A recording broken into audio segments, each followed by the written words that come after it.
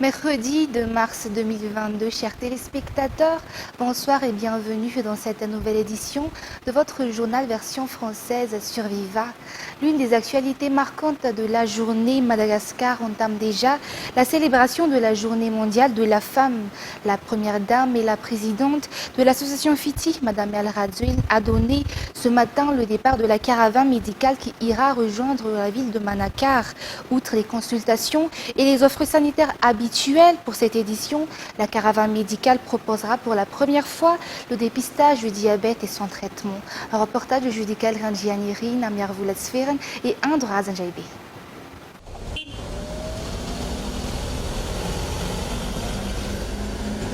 Devenue une tradition pour la journée de la femme, cette caravane médicale marquera également la célébration du 8 mars à Madagascar cette année. Diavlou, elle ira rejoindre la région Fitvnan à Manakar au lieu des festivités en faisant une halte à Mbouch dans la région Amurunmani et en passant par Kianzavat dans la région Vatvavi. Cette caravane médicale n'est pas une première, mais elle innove quant aux offres qu'elle apportera aux populations de ces localités. Ceci grâce aux efforts conjoints de l'association FITI, présidée par la première dame El Radzouil et le ministère de la Santé publique. Les raisons qui nous motivent à nous mobiliser chaque fois sont tout aussi louables et nécessaires, car la santé est non seulement précieuse, mais elle n'est ni accessible, ni donnée à tous. C'est pourquoi il est utile de multiplier cette action pour offrir un maximum de soins de proximité à la population nécessiteuse, davantage en temps de crise. L'envoi de cette caravane est fondamental pour pouvoir répondre à des besoins plus spécifiques, dédiés aux femmes et aux enfants, au moyen de toute la logistique qu'ensemble nous offrons. Il est important pour nous d'améliorer les soins et les sensibilisations contre les violences basées sur le genre que nous apportons à chaque action. Nous pouvons ainsi couvrir autant de services diversifiés, notamment des consultations médicales et prénatales, la vaccination, le planning familial, la dentisterie, le dépistage du cancer du col de l'utérus, la gynécologie et pour une grande première, le dépistage du diabète et son traitement. Je saisis cette occasion pour adresser mes vifs remerciements à chaque entité qui prend part à ce beau projet. Un grand merci pour votre réactivité et pour votre prise de responsabilité. Et je salue le courage de toute l'équipe sur terrain pour sa disponibilité à travailler dans les coins reculés et éloignés où les conditions sont précaires et difficiles. Sur place, il n'y a pas d'eau, pas d'électricité, pas de confort, pas de répit. C'est dans la solidarité que nous puisons notre force. Il est maintenant l'heure pour notre caravane de prendre le départ, car la route est encore longue. Et nous nous retrouvons à Manakar pour le 8 mars. Nous vous souhaitons d'ores et déjà un bon voyage et une bonne mission. À très bientôt. Aux côtés de la première dame et du ministre de la Santé publique, pour lancer le départ, les partenaires de Madagascar ont réaffirmé leur volonté d'appuyer l'accès à un système de soins de proximité. Dans les périodes difficiles, nous savons que Madagascar a récemment connu une période difficile, surtout à l'Est, et nous sommes très contents de pouvoir donner un appui additionnel aux communautés là-bas. Nous voulons pouvoir aussi renforcer la résilience et pouvoir aider ces communautés à se remettre debout et à avancer. Pour nous, en tant que PTF, je peux dire que nous sommes très contents, vraiment très fiers de pouvoir d'appuyer le gouvernement à assurer l'accès à la santé pour tous, et surtout en pensant à la santé maternelle, néonatale, tout ce qui est nécessaire pour surtout les femmes et les enfants à Madagascar. Ici, tous étaient optimistes quant à la réussite de cette caravane médicale. Et c'est avec le sourire et enthousiasme que l'équipe a pris la route nationale numéro 7 en direction d'Mbouch.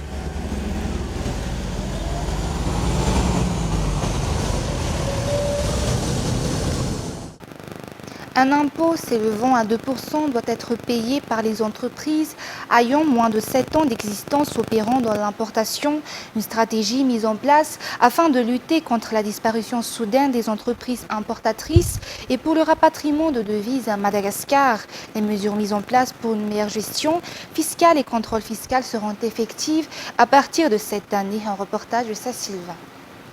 C'est à travers les enquêtes sur le rapatriement de devises que l'on a pu constater que les entreprises importatrices de marchandises ont tendance à disparaître pour échapper à cette procédure. Les entrepreneurs ont même recours à la création d'une nouvelle entreprise pour pouvoir exercer à nouveau leurs activités sans rapatrier les devises. Une mesure a donc été prise dans la loi des finances initiales 2022 pour y remédier. Il s'agit de la stratégie AIRS, c'est-à-dire le paiement d'un impôt de 2% pour ces entreprises.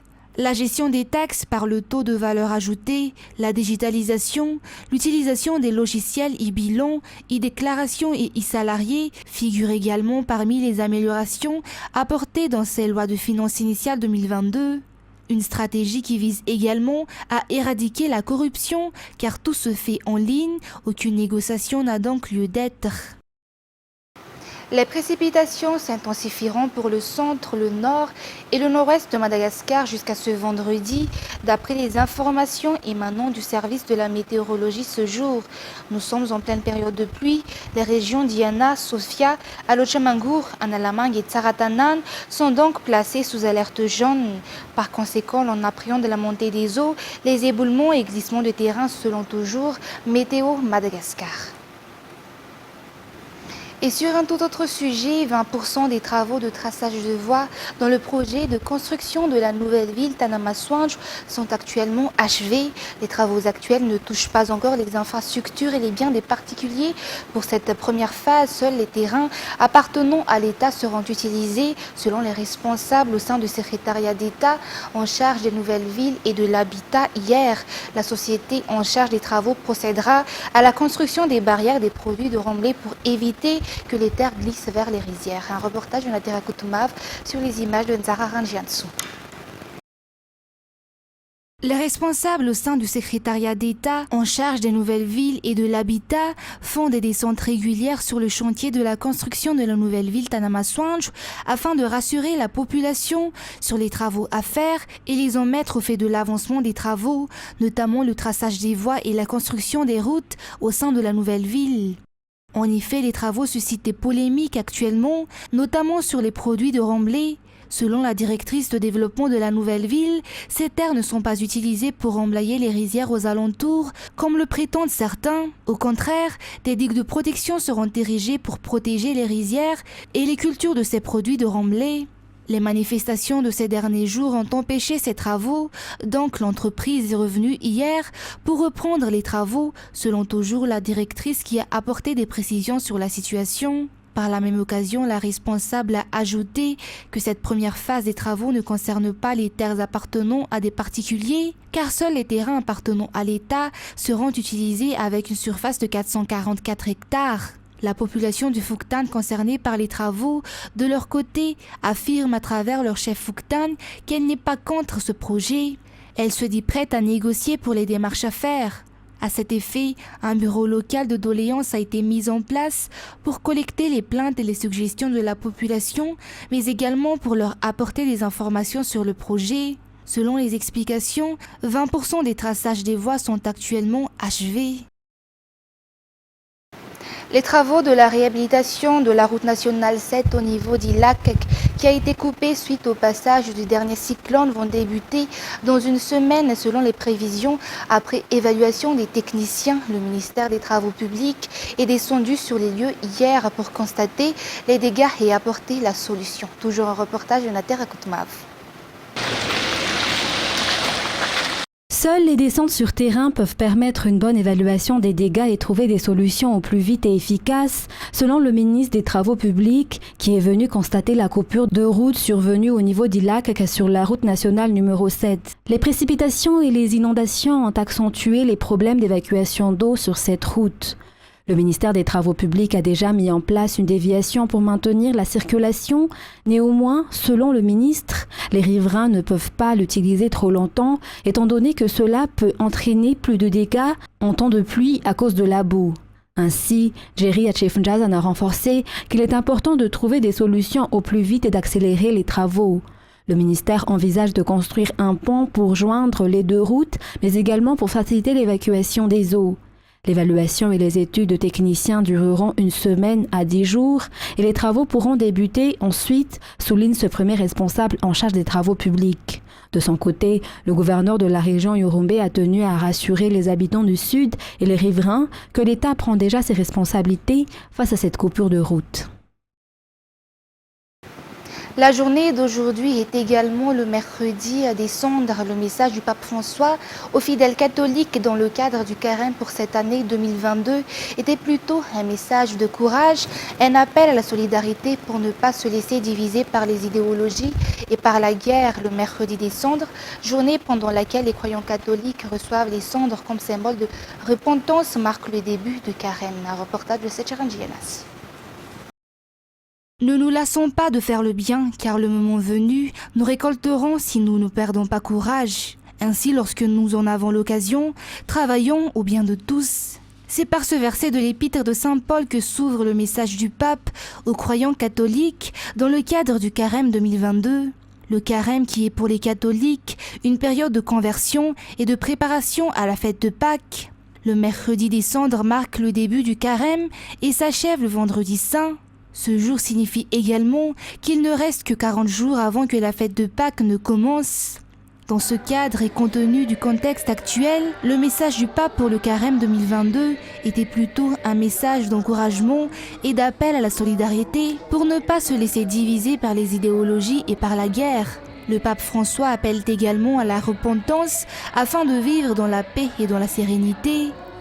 En ce jour, ce dernier appelle également les croyants à prier et à jeûner afin que la guerre entre l'Ukraine et la Russie prenne fin. L'évangile de l'Église catholique incite les croyants à se repentir en cette période de carême. Et sur le plan sportif, une toute nouvelle formule pour la 13e édition de l'UTOP ou de l'Ultra Trail des Hauts Plateaux.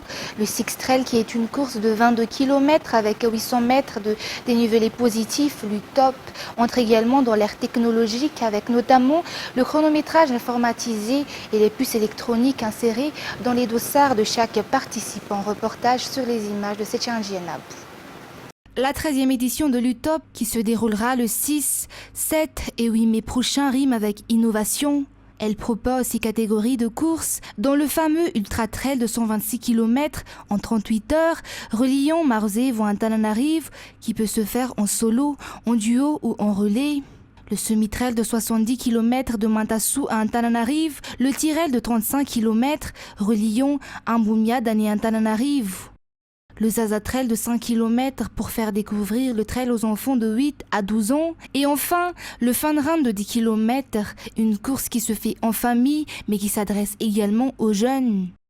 L'UTOP propose pour cette nouvelle édition une toute nouvelle course de 22 km avec 800 mètres de dénivelé positif, faisant suite aux attentes des coureurs qui ont testé et apprécié le Fun Run de 10 km et qui souhaitent en faire plus sans forcément vouloir tenter directement le Tirel de 35 km. Toujours dans le cadre des innovations, l'UTOP va procéder au chronométrage informatisé, une première à Madagascar d'après le président de l'UTOP. Dans ce sens, des puces électroniques seront insérées dans les dossards des participants. Les dossards seront donc produits à l'extérieur. Afin de se préparer pour ce saut technologique, les inscriptions sont déjà ouvertes et devront être clôturées le 19 mars prochain. Une édition qui est également ouverte aux étrangers maintenant que les frontières malagasy vont rouvrir. Jonah Ramampion est élu président de l'ONTM ou de l'Office national du tourisme à Madagascar. L'élection a été effectuée hier à l'occasion de la première assemblée générale des nouveaux membres de l'ONTM. À titre de rappel, avant son élection à la tête de l'ONTM, Jonah Ramampion a été le président de Top Madagascar, l'association des tours opérateurs professionnels de Madagascar. Il succède donc à Bouddha Nardzao à la tête de l'ONTM pour une durée de 2 ans. Une réunion s'est déjà tenue hier avec le ministère du Tourisme, représenté par le ministre Joël Rangiamanjantu dans le cadre de la promotion du secteur touristique. Écoutons le nouveau président de l'ONMTM. L'ouverture et surtout les reprises des vols internationaux qui desservent donc Madagascar. Donc ça tombe bien et nous espérons tous donc que le tourisme à Madagascar va se reprendre très très vite parce que vous savez tous et nous savons tous que Madagascar a connu 2 ans de pertes en parlant par exemple de les non-arrivées des touristes, des pertes assez conséquentes au niveau des sociétés, des opérateurs malagasy. Et là, c'est un grand rôle de l'ONTM, l'Office national du tourisme, donc, pour faire venir, pour renouer de nouveau la relation avec les pays étrangers. Et concernant les actualités internationales de ce mercredi, les forces russes poursuivent mercredi 2 mars leur offensive. Plusieurs villes d'Ukraine, dont la capitale Kiev, avec envoi de troupes aéroportées et frappes aériennes au 7e jour de l'invasion. La veille, des frappes sur la tour de la télévision ukrainienne ont fait 5 morts et de nombreux dégâts. France 24. À quelques mètres de la tour de télévision, au moins 5. Un drap pour les recouvrir. Ils sont entassés dans une simple camionnette. Ils veulent empêcher les habitants de Kiev de voir de leurs propres yeux ce que fait l'armée russe. Ils veulent éteindre la transmission télévisée à Kiev, la bloquer complètement et créer la panique. La tour de télévision, frappée hier par un missile. Très vite, les pompiers sont intervenus pour éteindre l'incendie. Ils ont ensuite vérifié dans les étages qu'il n'y avait pas de blessés ni de personnes à évacuer. Je suis un peu propre aujourd'hui. Pour ce Français, la nuit a été dure. Là, ça sonne 3 fois, ça veut dire que c'est une attaque, c'est sur les immeubles. Quand la sirène d'alerte retentit. Vite, quitter l'appartement et se mettre à l'abri. Dans le centre de Kiev, l'endroit le plus sûr, c'est le métro. Il est à plus de 100 mètres de profondeur. En bas, on s'organise. De quoi boire et manger car l'alerte peut être longue. Cette femme explique qu'elle va mal parce que c'est la guerre. Sa voisine, une vieille dame née en 1934, lui a dit que les Allemands n'étaient pas comme ça avec nous. Les troupes russes ne sont toujours pas rentrées dans Kiev. Selon les autorités américaines, la colonne est toujours immobile à plus de 25 km de la capitale. Ils font face à une résistance plus importante que prévu. Ils ont aussi des problèmes d'approvisionnement. Dans de nombreux cas, les colonnes sont littéralement à court d'essence et elles commencent maintenant à manquer de nourriture pour leurs propres troupes. La résistance ukrainienne s'organise. Toutes les bouteilles disponibles sont utilisées pour confectionner des cocktails Molotov. Pas sûr que cela puisse empêcher l'avance de chars russes. Plus de 660 000 personnes, principalement des femmes et des enfants, ont fui l'Ukraine vers des pays voisins ces 6 derniers jours depuis l'invasion russe, a annoncé mardi 1er mars le Haut Commissariat des Nations Unies pour les réfugiés. Beaucoup ont trouvé refuge en Pologne. Toujours un reportage de France 24. Ils sont nombreux à avoir quitté leur pays dans l'espoir de trouver un avenir meilleur en Ukraine. Aujourd'hui, c'est la guerre qui les rattrape dans le pays où ils ont voulu refaire leur vie.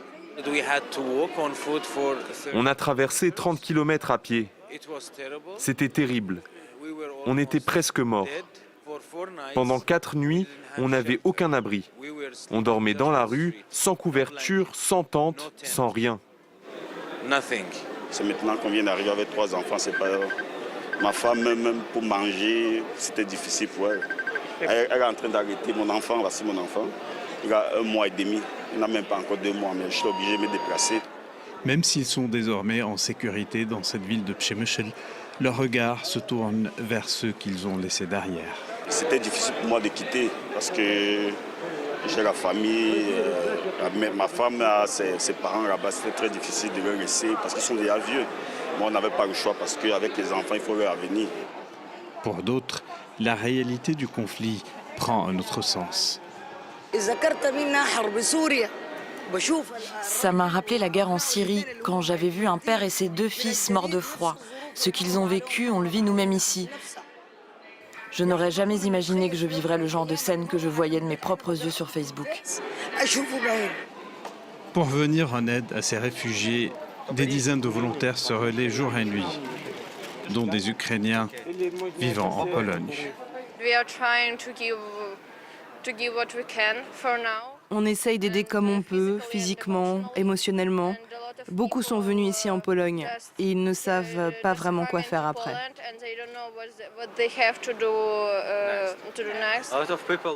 De nombreuses personnes ont perdu leur famille, leur maison. Ils n'ont plus d'endroit où vivre. Et grâce à la solidarité locale, certains ont pu trouver un abri. Beaucoup d'habitants offrent des logements à ceux qui sont dans le besoin. Le plus dur, c'est de voir tous ces gens parce qu'on veut aider tout le monde. Mais malheureusement, on n'y arrive pas. Przemyśl n'est donc qu'une étape de ce long périple qu'entreprennent tous ceux qui fuient l'Ukraine.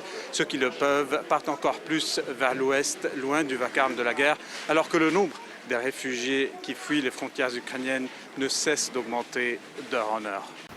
Et toujours dans ce cadre, un premier groupe d'étudiants tunisiens évacués d'Ukraine a été rapatrié mardi 1er en Tunisie à l'heure où les pays africains intensifient leurs efforts pour aider leurs ressortissants à fuir l'invasion russe. Au Maroc, des familles attendent avec angoisse et impatience le retour de leurs enfants. Reportage. Au Maroc, c'est demain que le premier avion transportant des étudiants évacués d'Ukraine devrait atterrir à Casablanca. De nombreuses familles avaient tenu un sit-in.